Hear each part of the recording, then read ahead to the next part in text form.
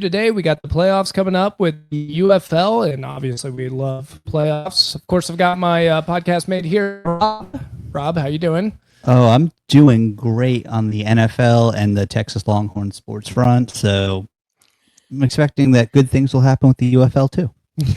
And then we've got a big guest today. This is the Locks in Dogs podcast. This is main event.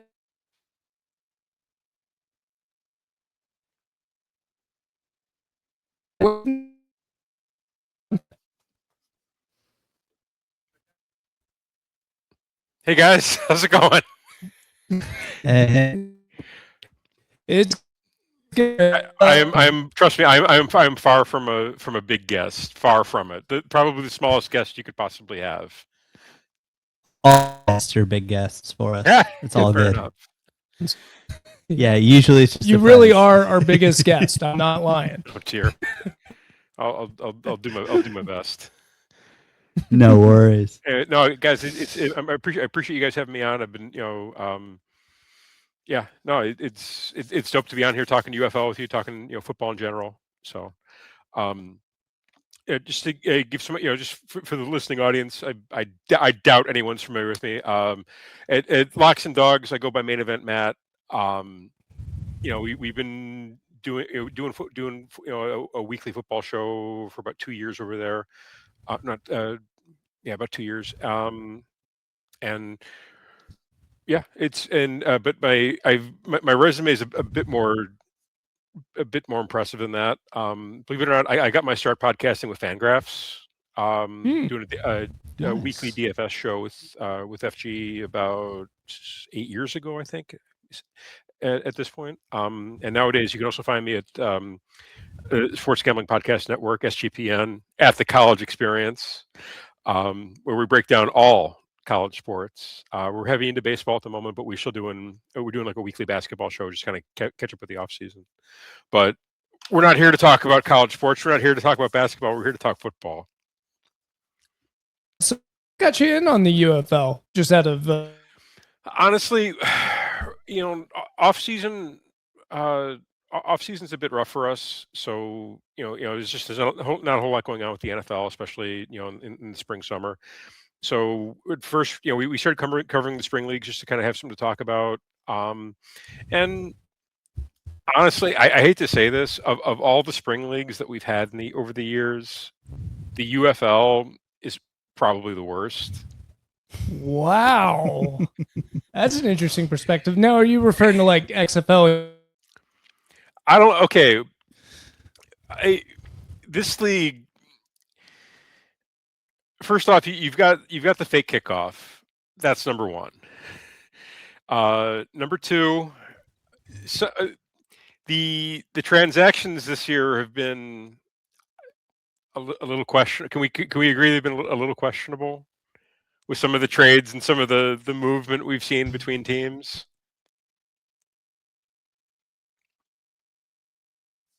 By the actual coaching staff and things like that, if that's what you're intending. I agree with that. The coaching is also an issue. This season in particular, it seems like they hired anybody who would work for scale as opposed to having like real coaches. The AJ McCarron hire is probably one of the more questionable ones. So, I hated the coach all the way around. What's that? I've hated all the coaching hires all the way around. Rick Neuheisel was probably, just from a running a team standpoint, Rick Neuheisel was probably one of the better ones. The staff in Louisville isn't bad. Ted Ginn he's up there with one of the worst coaches I've ever seen in a spring league. So I don't. It's a fun league to watch. It's a fun league to talk about, but I'm surprised it's lasted as long as it has. I am too. I'll be shocked. Have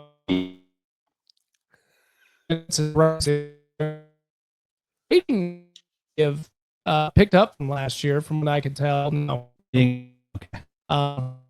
The performance over here, I think there was a huge drop off. Weirdly, in the quarterback position this year, I feel like quarterback just me on that opinion, but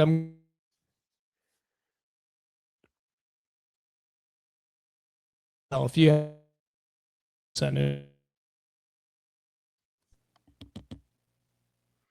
I apologize. Again, I think we're having some technical difficulties. I apologize. Yeah, it's all good. But yeah, no, we're just talking about how the quarterback definitely dipped compared to last year. Which is odd because the scoring is way up. Yeah. The quarterback plays is worse this year than last. This year it seems we got a lot more like the Jason the Jason Beans and the Dorian Thompson Robinsons of the world. It's a lot more that the two-way quarterbacks, but there's also a lot of really inaccurate quarterbacks in the league this year. It seems. So yeah, I definitely share the thought that accuracy has been an issue, but yeah, what's odd is like from an enjoyability standpoint, I feel like the games they've been a bit faster and they've been a bit higher scoring this year. So I think it's actually been a bit more fun to watch, like week in, week out. Like it doesn't feel like as much of a chore to get through some of the games like it did last year. Yeah, and I think some of the rules that they did going into it, which me and Rob both were mocking too, but like going for it on fourth down and forcing team 4-point rule. I don't know how much that played a factor into it. I don't think that did too much, but just getting the teams to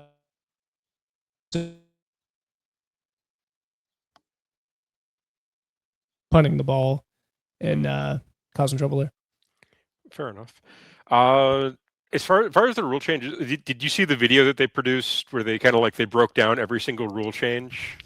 The first one being the pass interference rule where you're not guys this year if you commit a pass interference penalty you pay the full price. Yeah, like guys, that's what the rule should have been in the first place. Like why? Yeah. How is this an innovation?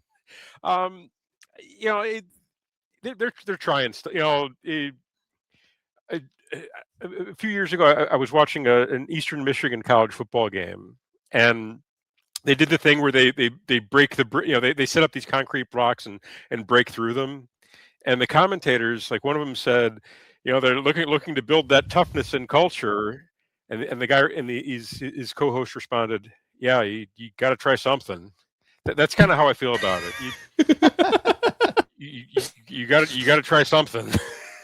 So they're trying. They're adding innovation to the league, which I think is it's good to see the game evolve. It's good to see them actually like put forth an effort and trying to bring some uniqueness to the league. But it's kind of I hate to say it. It comes across as kind of a rigged league at times. It comes across as kind of an unserious league to me at times. So, but either way, I still enjoy gambling on it. I still enjoy watching it. It doesn't mean you can't you can't chop it up about it either. But it's like I said, it is of all the spring leagues we've had, this might be the worst, and I think it's the one that's probably going to stick around the longest. Yeah, it certainly seems like a huge improvement for the league. And while I like the fourth in particular, I would never want to see it go to college football, and I would never want to. No. I think the reception went out. Sorry. I'm sorry.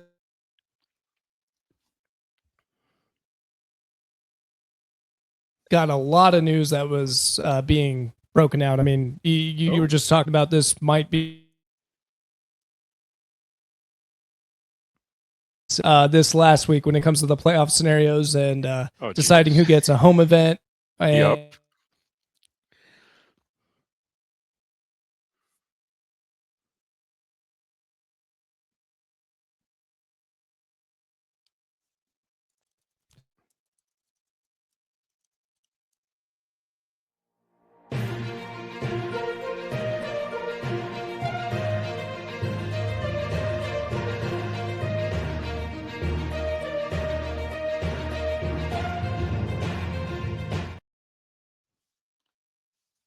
So we got a lot of Homer to talk about. Most importantly this week, I would say it's the drama surrounding did the DC Defenders actually clinch when they should have clinched? And after the embarrassment of last year and the home teams not being the top seed not being able to have a home game because they messed up stadium availability, there's no way they'd do that again, would they? Would they? Yes, they did. Yes, they would. Yeah, it's not. Yeah, it's an unserious league. So yes, I couldn't believe it. You Michigan Panthers issue last year, I thought was just pretty embarrassing. I think they lost the home team. They actually lost the stadium due to a graduate. And I don't even know what was the scheduling conflict on this. I didn't get the details on it. I think it's graduation again. Graduations? No, we can't. It was the World Cup. They're okay. They're hosting, and they're one of the countries that's their headquarters. So it's been known about. It's been known about for years, and especially with Repoli moving the best head coach to his hometown team, you would think he would have planned for this, but he didn't. And then he, just stuck his head in the sand and made it worse by trying to fix it after telling people it wasn't going to be fixed. That sounds like him. That sounds like our, the league office. Repoli's going to be a wild ride. I've seen that for quite some time. He might be the savior to help boost it up for the spring league, but I've warned people ahead of time. He's going to be, reminds me of Jerry Jones type, Vince McMahon type, a guy that's just like trying to just do anything to promote bells and whistles, try to get it as exciting as possible. But at the end of the day, it's proper planning and sometimes structure that can help you out. But hey, league needs marketing. So what do you think about the whole fiasco there, Mark? Matt. Mark's my partner. Yeah. in terms of the scheduling, you would think they would have been smarter about it this year. I mean, it's the World Cup, so there's nothing you can really do about it. But again, it just kind of it kind of speaks to some of the challenges we've seen the league have. Just in terms of scheduling overall, with as far as this year. The back-to-back games was like the teams playing each other in consecutive weeks that drove me up the wall. But when it comes to scheduling something like this is kind of par for the course. It feels like it wouldn't be a UFL playoff if it didn't have goofy scheduling. So I can't even get mad about it anymore. It is what it is. Yeah, I kind of had that same emotion.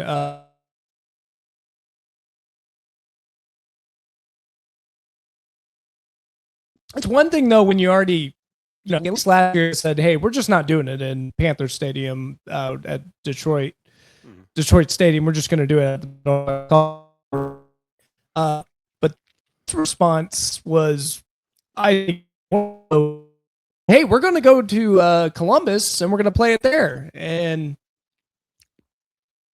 it's flights. It's UFL. I mean, it was probably people got affected by this, I bet, or if that. But go out there, they prepare for it, and then all of a sudden you hit them back later with no, kidding. We found in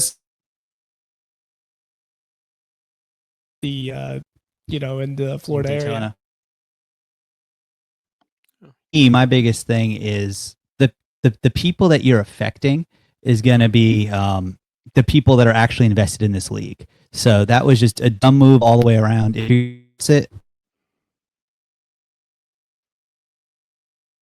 Knicks will get to recenter, which is always fun.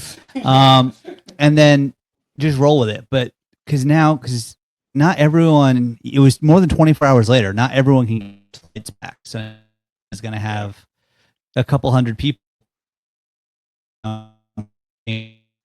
Okay. Fair point. Fair play. I can't argue with it. Yeah. Would you, if you were Repoli, as long as they could prove without would you make them whole, or would you just say tough love? I would. I mean, I think you got to try to make people whole. I mean, I think if you say tough love, that's a bad look for the league. I think you got to do something. Yeah, as a great Pat McAfee said, you already lost 6. Like, just do. Yeah, for sure. Because also they've tried this thing with the last.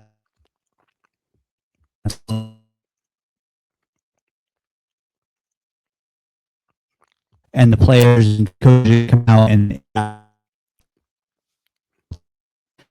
none of the teams have been doing it. All of the fan holders, the few that they have, are getting rushed out of the stadium. So just the hits keep on coming to the people that care about it the most, and insist refusing to be in local markets. That's not a good look. Honestly, the local market thing is probably the biggest criticism. I mean, I get the sense that all these spring leagues, like they want to be like these big national leagues, but if you look at the way like the NFL actually like grew itself like over the years, it started local, and it took 30, 40 years for it to actually like grow and expand and become like a true national league. And it seems like there's a whole lot of like, let's run before we can even crawl with these spring leagues, where they're trying to be something, get the national coverage, get the try to do like big time events, and it's just that's not how it evolves. You can't start from zero and go to the NFL. They should look to start like locally and grow the teams, grow the league locally, and then expand from there once they have a fan base. And it's just the approach they take to a lot of these spring leagues is just counterintuitive, and it kind of speaks to the fact that they only have like one owner for the entire league. They don't have like that local ownership group that's invested in the community, So yeah, it doesn't really surprise me. I really like the mindset too, because I think if you start a spring league, you go into the small towns, build local hoopla about it, and just get a bunch of people involved in it. You can later on down the road get the big market teams, which have the TV viewers and possible market and money to jump in and actually enjoy the product too by creating an addition. Maybe teams like Dallas and Houston on the road get born, and after the season's been up and running, and then you can go after those small teams, and by that point it's already got a huge following and people are going to want to watch it. Honestly, sure. I like that mindset. One league that does it the right way is the IFL. They recruit players locally, like from the colleges, like around like the local areas, like the Green Bay team. They recruit from all the small schools in Wisconsin. So you can kind of get that fan base kind of built in, get that following kind of built in if you bring guys in who are local, build the teams up locally, and then look to expand. The IFL, they've been a little bit more aggressive in recent years, but that's how they've been trying to grow the league, and they've had a fair bit of success with it. So I'm a big fan of the IFL. I really enjoy their product, and I've enjoyed watching a goofy league kind of spring up. So, and it'd be nice to see the UFL take a bit more of of a local approach, but I think at this point the league is what it is, and they're going to take the approach they're going to take. So. At least until you get like proper ownership, as opposed to one central league office and one GM for the entire league.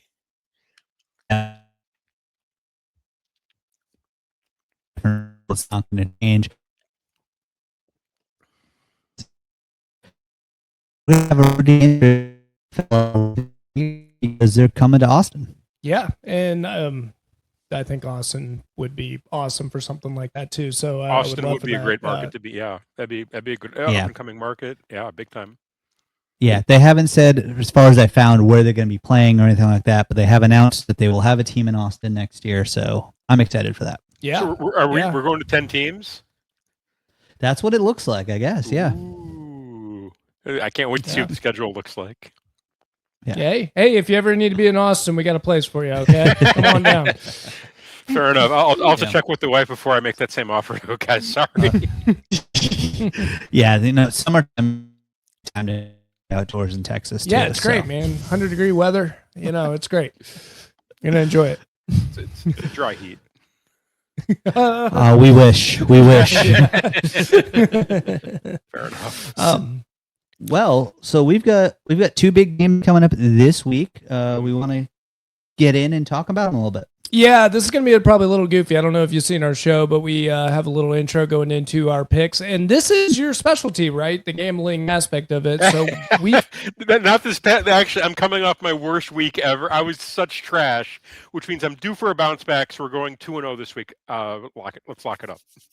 Yeah, let's do it. And all the picks from Matt are guaranteed. He said it right before the show. So any issues with it, just take it up with Matt, not us. But yeah, we'll cut into the segment, and then we're gonna make some picks too. Get a little preview going. Have you guys gotten any haters yet?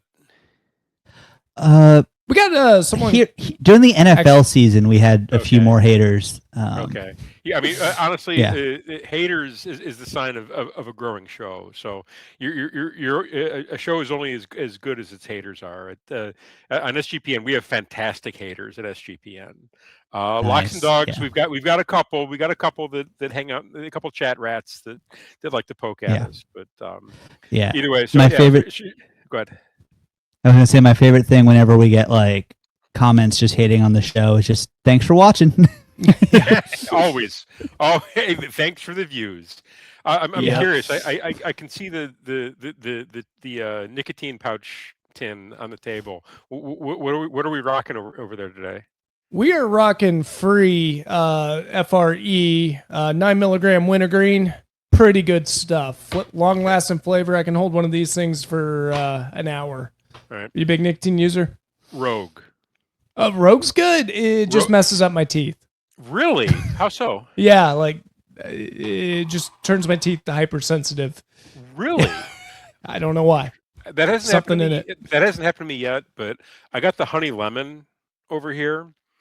And from a flavor perspective, I don't mean to give I don't. If you guys have sponsors now, I apologize, but we don't. No sponsors. But if either of these brands want to sponsor us, but in case we do, warning: this product contains nicotine. Nicotine is an addictive chemical. Just get that out there, just in case YouTube gets. We have the disclaimer. So these guys, from a flavor perspective, these are the best ones I've ever tasted. The boost is smooth. It's smooth enough. It's not the smoothest I've ever had, but it's pretty smooth, and the flavor is on. It's really, really solid flavor. I really enjoy it. Like I look forward to taking these. It's like, okay, Rogue time. So Rogue or free. If you're out there listening, I'll be happy to help you guys. Hit us up. Yeah, hit us. I think we all come cheap at this point. Very do. Cheap. We very certainly cheap. do. All right. But yeah, we'll cut our little segment. It's a goofy little thing where we are trying to beat a corn on the cob, as you'll see on this intro. Making picks with Nick and Roll. Nick and Roll. Their picks might be a hatchet job. Less reliable than a corn on the cob, but I love hearing picks from Nick and Roll.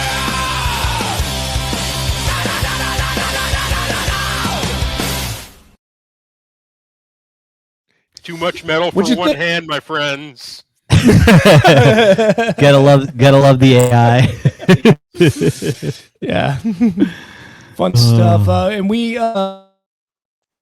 losing to this corn on the cob, by the way.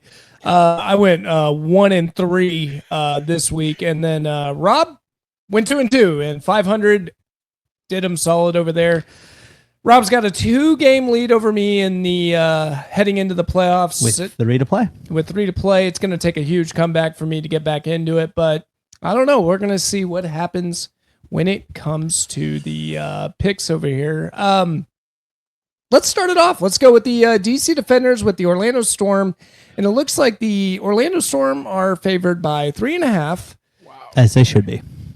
Yeah, pretty high spread. And Matt, I kind of want you to just jump in on the spread point because we just pick on winners. Yeah, we went against the spread last year and we got slaughtered. So we've learned with minor league football that we're better at just picking wins and losses and not trying to go against Vegas. Yeah. Fair enough. Understood.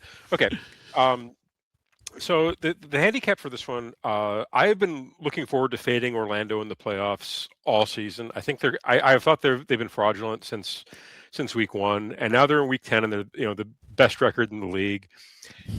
I still think they're kind of fraudulent. They a couple of BS wins have been mixed in there. They got the the win on the penalty over Louisville early in the year.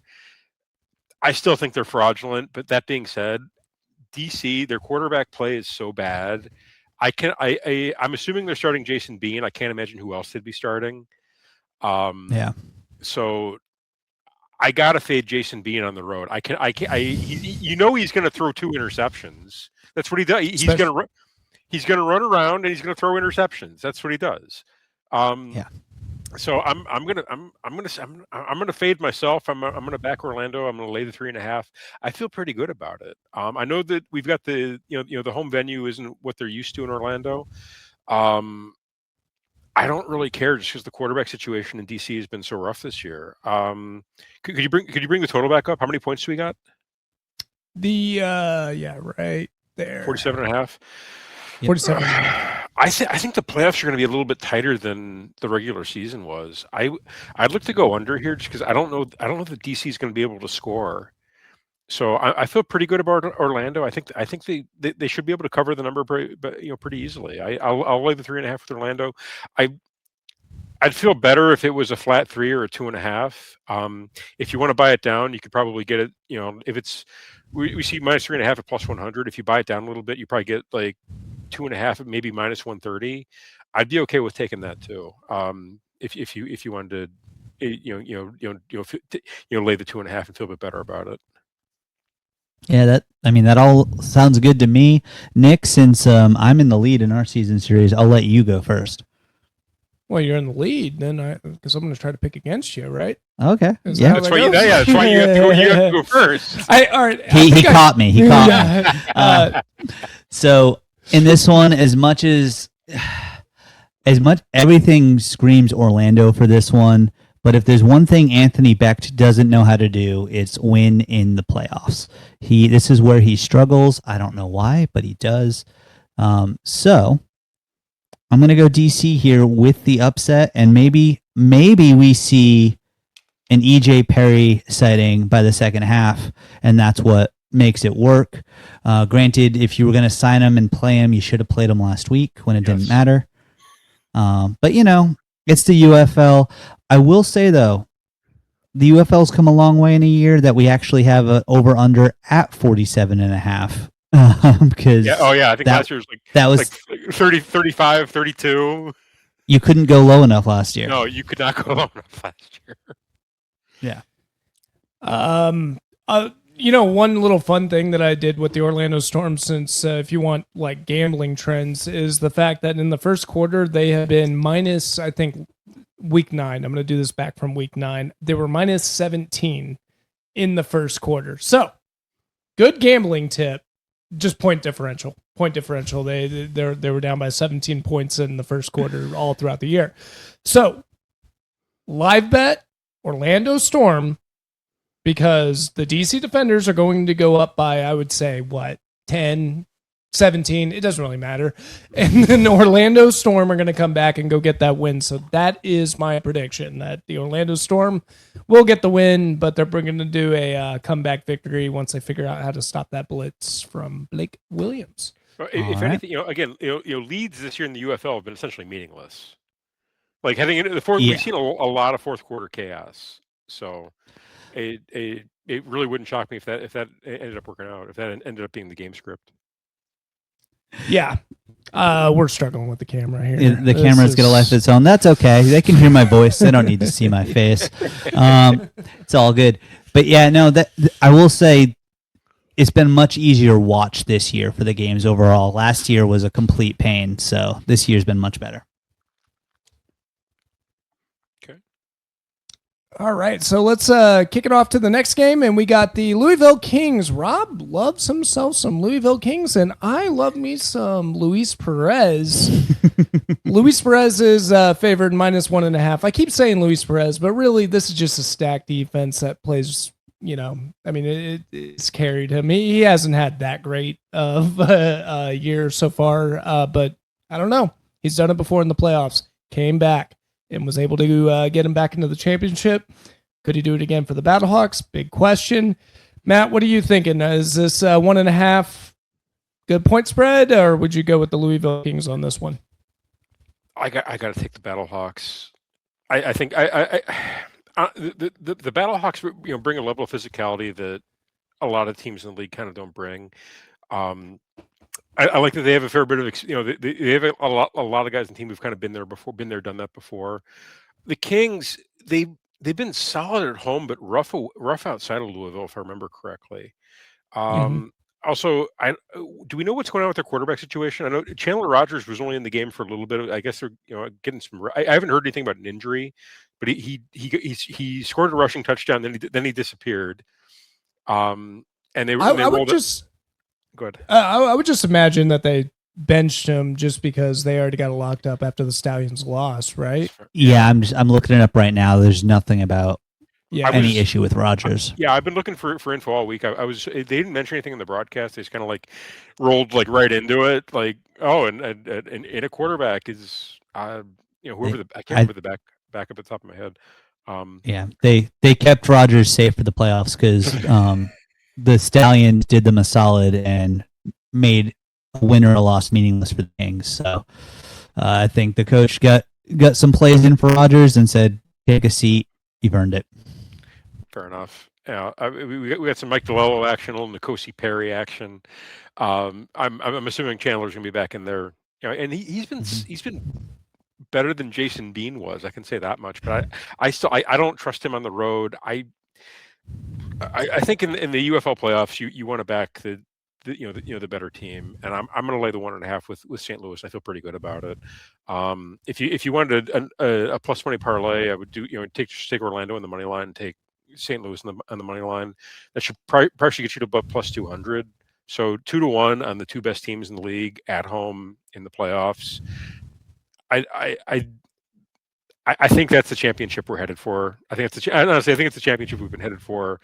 Honestly, I felt that ever since Luis Perez came over to St. Louis, I kind of felt that team, all they needed was a solid veteran at quarterback, and you were going to see some improvement. We did.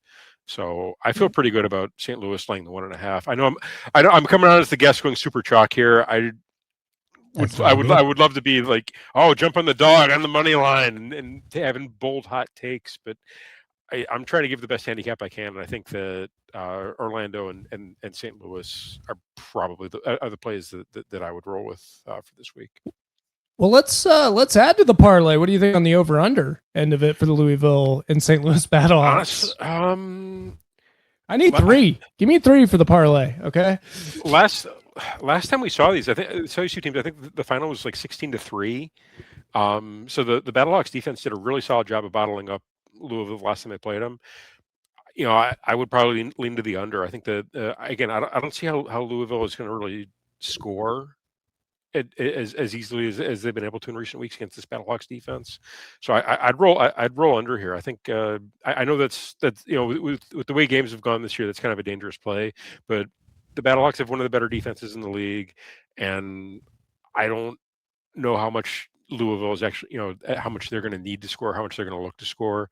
So I feel pretty good about the under here. Okay. All right. Going with the under. That is always my least favorite bet. I love going. Is it though? Life is too short to bet unders, but I think from a handicap perspective, I think it's the right play. Yeah. Yeah. I don't know. I just cheering against touchdowns. It's tough. Now Rob's a defensive guy. He loves good defense, but you're rooting for the clock is what you're really rooting for if you think about it. Yeah, that too. Yeah, that's not wrong, but I will still say one of my all-time favorite Super Bowls, the final score was 13-3. So yeah, with the Patriots. Yeah. the rest of America. It was a masterpiece. It was a masterpiece. My all-time favorite Super Bowl was 45-10. Yeah, I was gonna say your team got us pretty good back in the day. 35 years ago or whatever it was. No, 40 Yeah. years. Oh my gosh, it's been 41 years. I'm ancient. Here, brother. Here. Oh yeah. yeah. Shopping for caskets after this one. Yeah. All right. So do you want me to go first, Nick, or you want to take first crack? Yeah. Go ahead and take first crack at it. All right. So I've been on the Louisville Kings all year. Before they were cool, I've been saying that they've had the best defense around, and that once their offense woke up, they'd be competitors, and that's been the case. I got off of them for a week or two, and magically I learned I made my mistake. Too many people are loving him right now, and I don't think Luis Perez is going to lose you a game in the playoffs. He might not win it, but that's what Hakeem Butler's for. So I think the Battlehawks are going to go ahead and get the win. So Nick, are you going to do it just for our season-long battle? Or No. are you going to pick against your king? I can't. I'm tired. We'll figure out the tiebreaker later. But he put me in an unfair trap. He knows how much of a fan I am of Luis Perez, and I'm rooting. He knows. I'm rooting on him winning this thing. Okay, I want him to end up winning the championship. So, do you have a copy of the book? No. I got one. I tried to read it. I gave up after a chapter. I tried to give it to Nick. He refused to take it. Wow. Yeah, I read. Yeah, did you read it? No. Don't. Heard, it's written at, and nothing against Luis Perez, but it's definitely written at like a third grade level. And I don't know if he did it all himself, or if they just got the cheapest editor they could, but 0% chance he wrote it himself. It was rough. It was rough. Yeah, Rob's saying he's making a convincing argument he did, because it was not that good. Yeah. No, I did not read the book. I just like them because I'm a Dallas Renegade fan, and they won that one cool XFL championship in 2023 that everyone talks about to this day. Just me, but yeah, I'm just a big fan of him, and I liked how he took over the team, and I like the way he commands the offense. So I'm gonna have to get you on the championship. I'm gonna have to get you on the United Bowl. I can't pick against Luis Perez. Don't put me in the spine again, though. I swear. I mean, I would love to see the Kings win. I would love to be wrong. I don't think it's gonna happen. This is a veteran team. Their coaching staff is really good, and they propped up the head coach all season. And they have a receiver on their roster that I would happily take on the Patriots roster in Hakeem Butler. So yeah, it is what it is. So we're all in agreement. We're all in agreement then. That's kind of terrifying. Yep. So all the fans out there, if you're smart, go throw all your money at the Kings. For sure. So yeah, so that's going to be our picks with it. I do know, Matt, appreciate you being on the show. Thank you so much for hopping on, giving us some insight. Love the gambling lines too. Where again can they find you, just for the 6 listeners that are on right now? All right, and all the ones that'll listen later. I appreciate the 6 that are stuck with us this long. For UFL and NFL stuff, I'm at Locks and Dogs. For all things college sports, you can check me out at the Sports Gambling Podcast Network at the College Experience. I'll be showing up for we do a weekly college hoop show. Throughout the summer, we're going to be doing the basketball tournament stuff. It was a great tournament last year. I'm excited to see that again this year. And then once we get into preview season, we'll be ramping up as far as that goes too. So yeah, it for football, Locks and Dogs, for all things college sports, the college experience at SGPN. Awesome, love it. Yeah, we'll have a link at the bottom of the comments to gear them up towards you. If you want to send me the IGN 2 links, anything that you want me to post in the comments, I'll post that as well. I appreciate it. In the description as well, so people could come and find you. But Matt, it's been a hell of a time, man. Hey, thank you for grinning and bearing it with our camera, with our Everything else. with our connection. We have a storm coming through here too. That's probably not helping okay, there you the go. Yeah. internet. But hey, appreciate you being on, and thank you for. Guys, it's been a blast. I appreciate you guys having me on, and looking forward to see how what kind of United Bowl we end up with. I'm looking forward to it. I think we're gonna have a better matchup than we did last year. That's for sure. Yeah, I would hope so. Yeah. And fun fact, I don't know if he told that in the beginning of the show. He is a Chicago Bears fan, and we do NFL content as well. So if we need some Chicago Bears insight, Matt, don't be afraid to hop back on. We'll get our ducks in a row by then. But yeah, Awesome. Yeah. Cool. All right, Thanks great stuff. for joining, you guys. Take care, guys. Hey, thank you.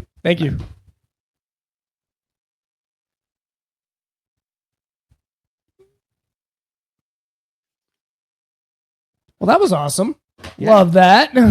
Yeah, definitely give Locks and Dogs a follow. Moneyline Matt, Main Event Matt, sorry. He is awesome. Moneyline Mark is also great as well. He wasn't able to join us tonight. I think they're normally on Wednesdays, so that's something for y'all to listen to tomorrow for their next pod. But yeah, Nick, so we got two different ways we can go. We can go to our final Renegade Rundown, or we can talk other sports. Well, buddy, I'll tell you what, if we're going to be talking about the Renegade Rundown, I think I'm going to get another beer. Let's just do it. Renegade Rundown. Let's knock that one out of the park right now.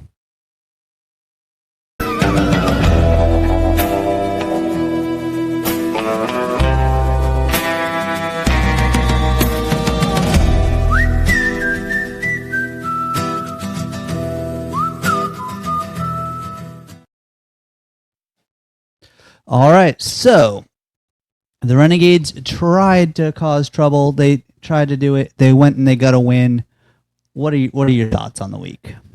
Now we're winning. Okay, thank you, Austin Reed. Thank you for all that. That was great. He threw for 162 yards. Had his completion percentage back up there. Notice this, Rob. This is how mad I am. I don't even have the stats pulled up You're just doing it.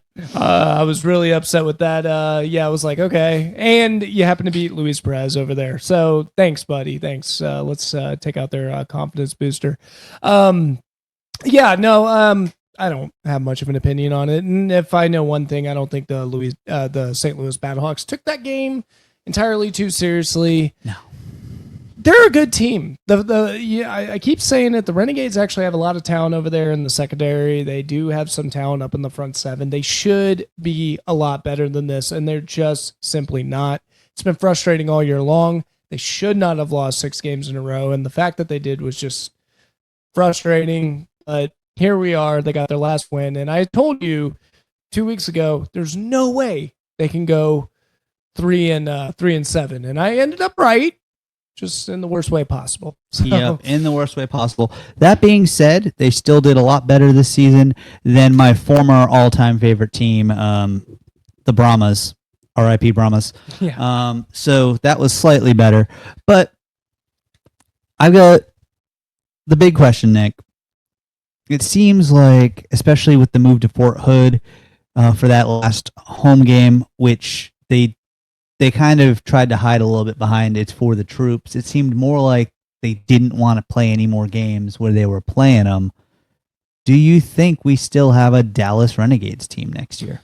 That is the ultimate question. And I wonder if that Fort Hood, I don't think it was testing grounds for the Austin area or Killeen or whatever. It can't be because the public didn't have a chance. Yeah. Even season ticket holders couldn't go. Yeah, they didn't have a chance for it, but I've been saying it all year long, and I'm going to go with it. I'm a huge Dallas sports fan. In fact, the only reason why I cheered for this team is simply because when they started the XFL, they put Dallas Renegades. It's called Homer Hour. I am a homer, and anything involving Dallas sports I end up cheering for, except for this freaking camera. Okay, so the fact that I would actually suggest to move them seems surprising. I think the Dallas area has had enough. You did your part. You had your chance. You had an XFL team there. Your attendance just keeps going down and down and down. I don't think moving it to Frisco was a good decision at all.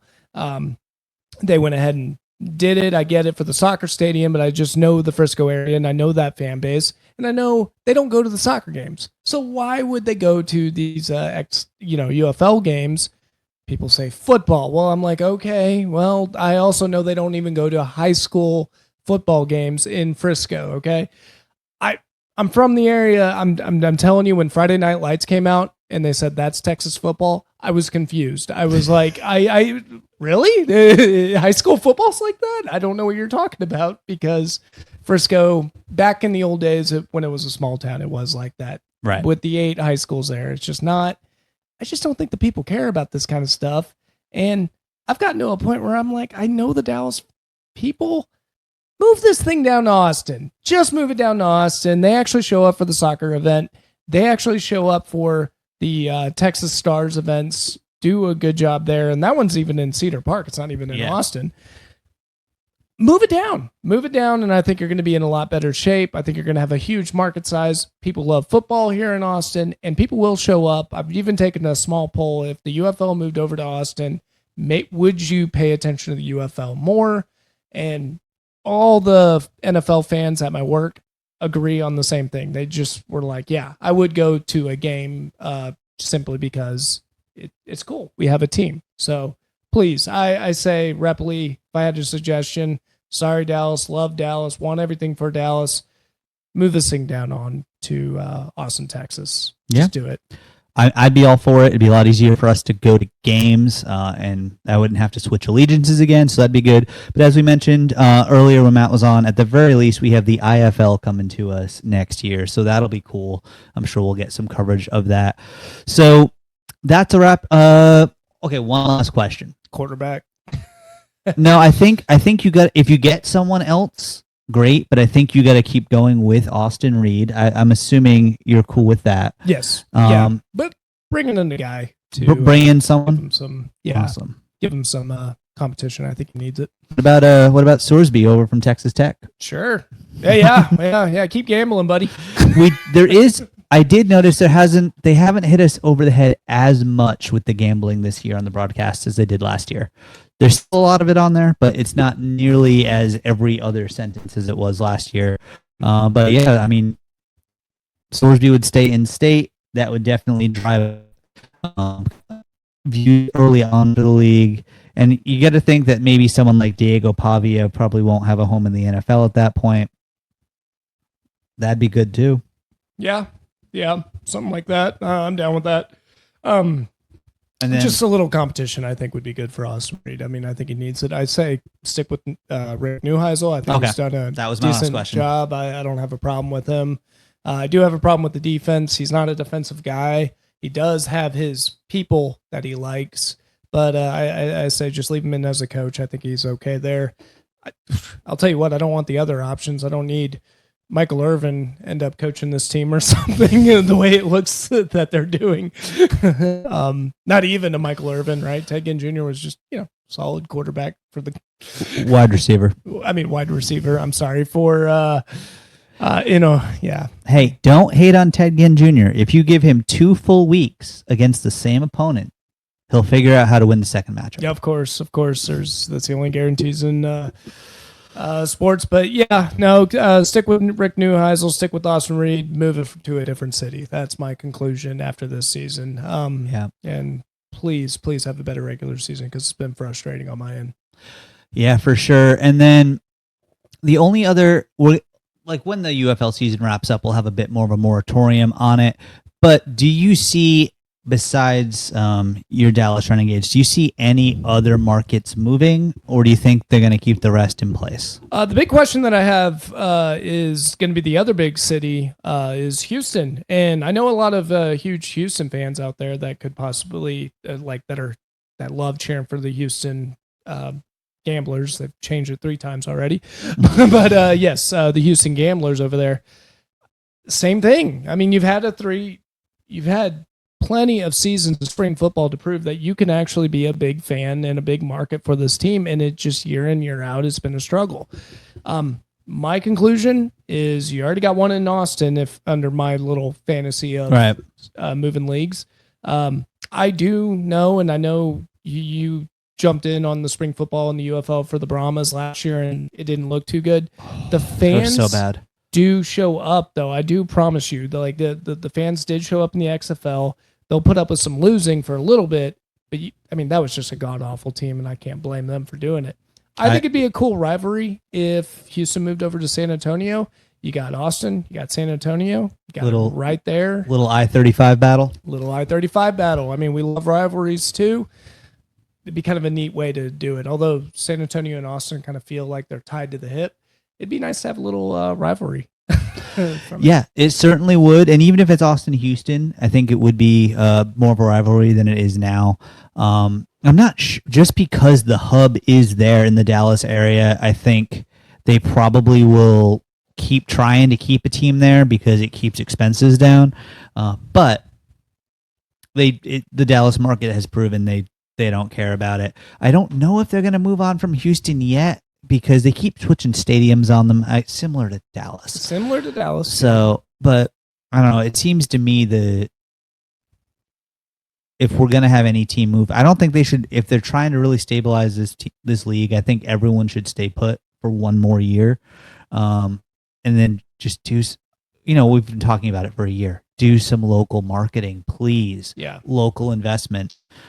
Happy to help. I know a thing or two about it. But I think it's probably the Stallions that get booted because Repoli seems to have something against them, and I don't think they should move. No. But I do think they should get a new head coach.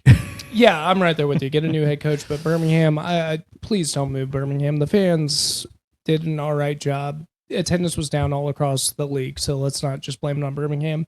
But they did a much better job than Houston and Dallas, at least for showing up at the games. Mm-hmm. I think they did a much better job than last year at showing up for the games. So I say keep Birmingham where they're at. I agree. Just move the coach. Back to the lieutenant governor's race. Yeah, and have them win an election or something. I don't know. But that's where I'm at. I also believe the Dallas and Houston movement won't hurt the team too much because it's still it's still close. It's still close. If you're up in Dallas, you'll probably still cheer for the Renegades as an Austin team, and if you are a Houston, you're still gonna go. You might root for the San Antonio team. So I think you're in a decent boat there. All right. So that's UFL for this week, but that's not everything. We're going to talk. I think y'all know what I want to talk about. We'll see what else Nick has to talk about, but we are going to talk some other sports. Yeah, and by the way, shout out to Brody. He said what up a long time ago. Hey, Brody, hope you're still here. To him, and then we got Troy Chewing over there too, and of course Horror Games. And Nick is there as well. Yeah. Oh, wait, no. He said, hey, Nick. It's Horror Games. Yeah. Yeah, Horror Games. Yeah. Thank you guys for jumping on the show. But yes, let's go ahead and switch it up to the big, the impactful, the other sports.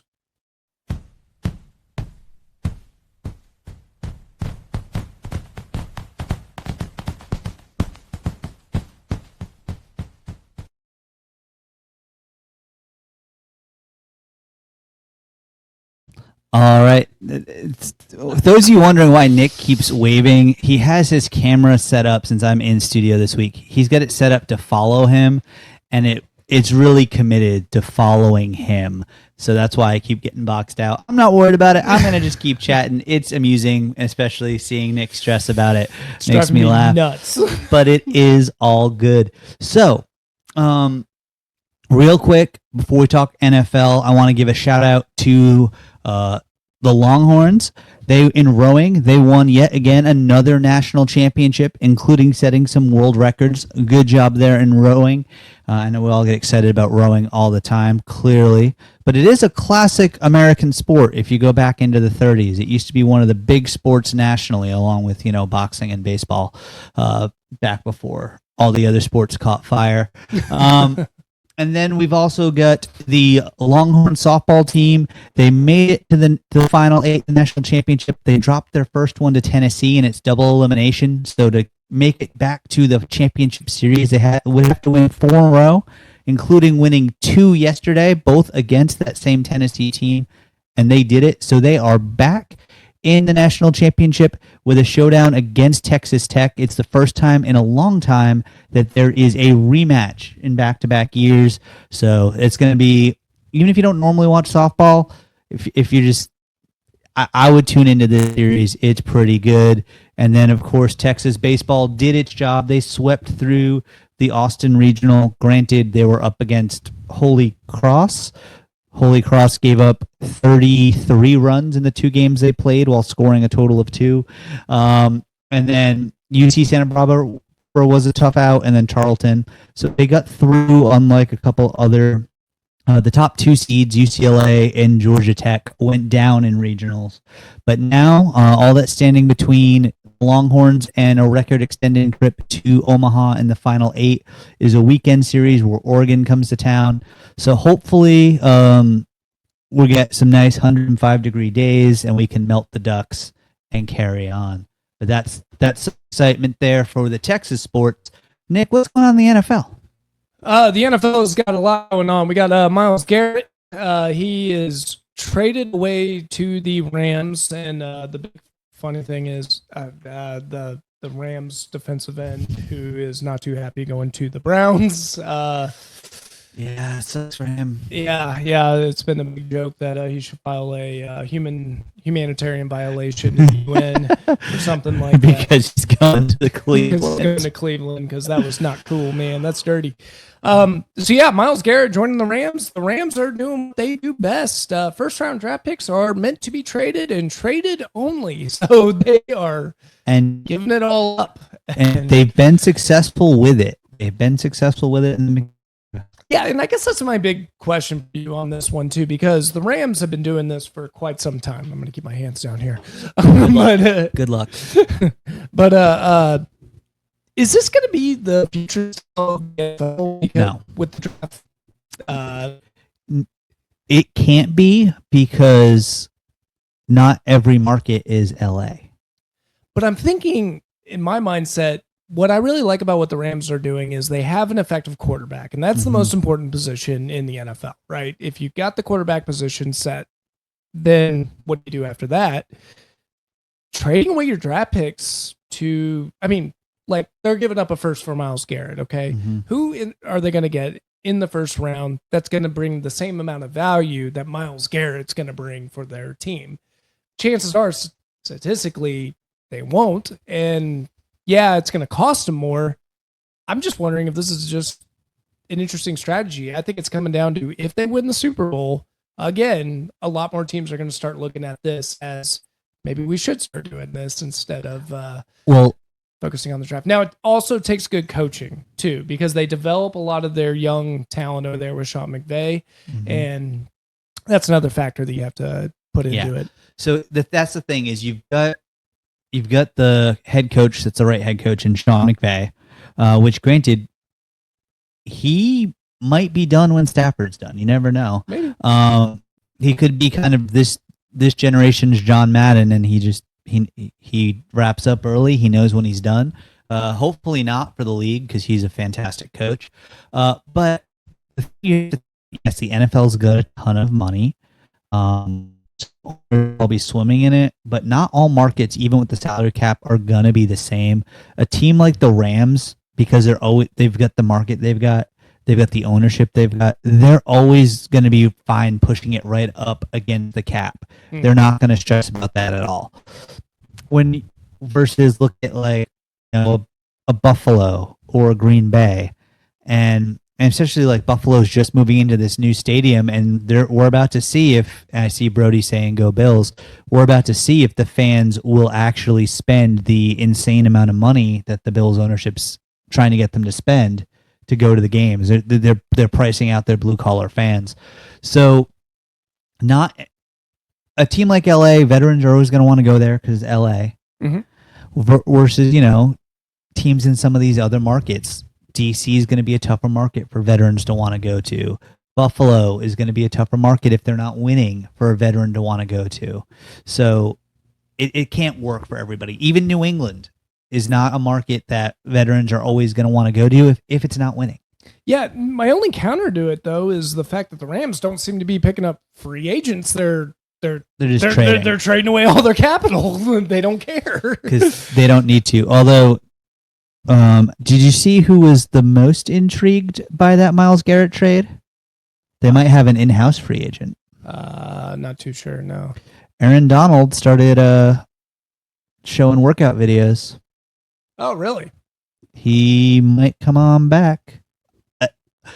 If the Rams get Donald even at 75% of what he was when because he's still pretty young, plus Myles Garrett, this thing's done. This is done. Stafford doesn't even need to throw the ball. He can just chill. I wouldn't always run the ball. But yeah, it was a big trade. Obviously, the Rams are going to look really good with that. They're going to be a powerhouse over there. But yeah, and when it comes to trades, that was about it. No other teams did anything too exciting. And yeah, I guess we can move on, right? No. Oh, we cannot. Something recently happened, Rob? Yep. We no longer need to talk about Vrabel and Rossini.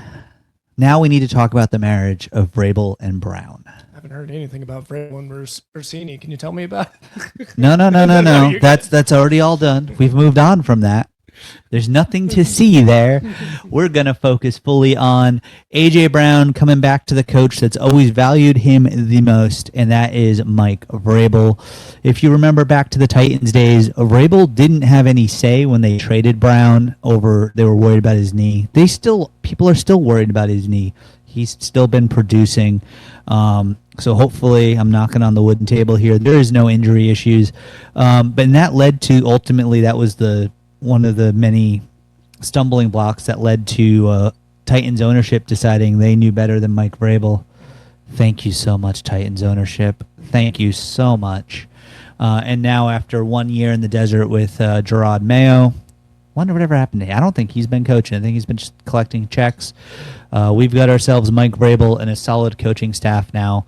And Drake May has an upgrade over. I love Stephon Diggs. I loved everything he brought to the table last year. It makes sense that you didn't bring. I mean, because now his legal issues have been settled. That's all solved. But it makes sense. They've known this deal's probably been verbally agreed to for months. They just had to wait for June 1st, et cetera, et cetera. So it makes sense why they didn't bring Diggs back. That being said, an injury or two here and there. If no one signed Diggs, and he doesn't mind being the number 2 guy, bring him on in. Let's go. But the Pats, in the offseason, I said I needed the Pats to do 2 things. Wide receiver and offensive line. They've addressed both.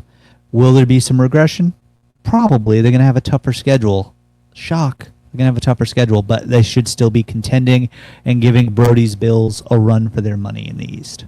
Yeah, I think it's going to be really their division to lose at this point now. The offensive line, like you said, got addressed. A.J. Brown was, I mean, what did we say? Wide receiver and offensive line. So I think it's going to be good news for the Patriots. I think they're going to look like they're going to be in good shape. And, heading into the offseason, it looked like it was going to be a struggle for the Patriots, just the way it was going, because they were saying so quiet. But then the draft happened, and then you ended up getting A.J. Brown. Back to excitement. You could probably get back into the Super Bowl, this year if you keep it up. I know your expectations, you're trying to stay low. I expect them to make the playoffs. I expect them to challenge for and hopefully win the division. But we'll see. It's not many teams go back to back. And then I had to put this. Did you see this comment from Brody? I had to throw it up there. It's spot on. Avenger level threats in the NFC West, and then the Cardinals are in a dispute with Jacoby Brissett. Gotta love it. Good luck with that. Cardinals, I would have, good luck with that. But that's about all I got. I don't really have much. The Rangers still suck. So do the Red Sox. They played a little better, but I think we got to get mad about the Astros. I think we got to get you into the Dallas Wings. They get the last 2 number 1 overall picks. WNBA is if you're not focused just on dunking and threes, the WNBA has some quality basketball. Well, if I know one thing about Dallas basketball, I'm going to fall in love with Fudd probably, and then they're going to trade her away.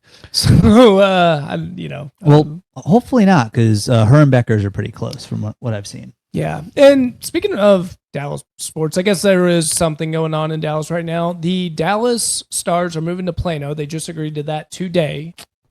Sad. And I just told you about the area. Plano's right next to Frisco. I don't know about this. So it's a further drive from Austin? It's a further drive from Austin. I don't think this is going to be good for the Stars fan base because the Stars fans are so cool in the Dallas area. I don't know if it's going to be able to hold up in Plano. I like to think that the suburbs are where the hockey fans are, so maybe it'll be okay. Cedar Park, I think, does real well here. When are they making the move? Next year or a couple of years from now? They just agreed on paper. Okay. Now, for the Dallas Mavericks, they are leaving Victory Park for Dallas. They're staying in Dallas, but they're going to stay out of downtown, and they're moving it over to Valley View. I like that setup that they've got going there. I don't know. Rob, when that was built, they were telling us that this is going to be this most exciting thing on earth. And then when it was built, it had nothing. And it developed into Victory Park that we know of it today. And just when it got good, just when they're hitting their stride, the two teams are leaving. So I feel very bad for downtown Dallas because there's nothing there now. It's no Patriot Place. It's not like a setup like, you've got over at Jerry World with Texas Live. But it's pretty good, and I love the location. I have to go up to Dallas for work every once in a while, and I could usually walk from my hotel to a Stars or a Mavericks game, and that was pretty nice. So this is where I disagree with you on the Texas Live thing. I think what makes it cool is you can actually have local bars in the area, and you go up to... I did like the local setups. Yeah, where on the other hand, you go to Dallas Stadium. What do you got? Texas Live? That's about it. You're walking distance. So, I don't know. I feel really bad for the downtown area, but hey, I'm back on cheering for the Mavericks. I think they made a lot of good moves, so we'll just keep doing what we do.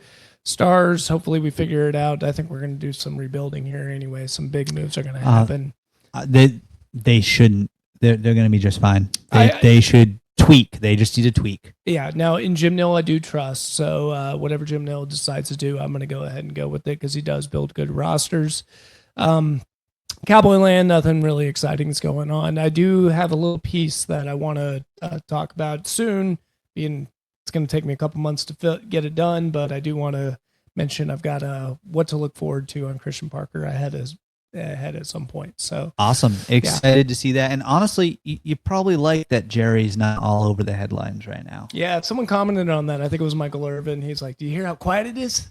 That's kind of nice. It's kind of nice. It's from Michael Irvin, one of the loudest talkers. But yeah, that's about all we got for today. Rob, how can they find us? What can they do? Yeah, for sure. So real quick, Brody, our answers are pretty simple. I'm a New England guy, so the New England pro teams are mine, and Nick's got the Dallas teams, so his big four teams. But where to find us? If you're watching us right now, thanks for stopping by. You found us. Good job. Go ahead, and if you liked it, hopefully you did, you're still listening, click that like button.